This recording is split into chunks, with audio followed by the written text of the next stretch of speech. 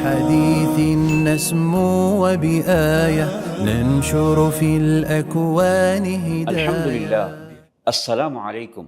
அன்பிற்குரியவர்களே, முத்தீ இப்னுல் ஹக்கம் ரலியல்லாஹு அன்ஹு அவர்கள் அறிவிக்கக்கூடிய ஒரு செய்தி.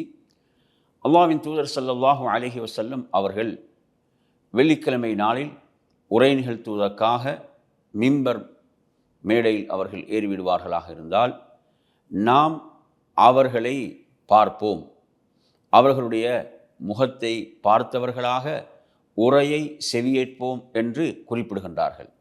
எனவே அன்பிற்குரியவர்களே, உரை நிகழ்த்துகின்ற போது நாம் இமாமினுடைய முகத்தை பார்த்து கொண்டிருப்பது ஒரு நபி வழியாக சுன்னாவாக இருந்து கொண்டிருக்கிறது என்பதை நாம் அறிந்து கொள்ள வேண்டும்.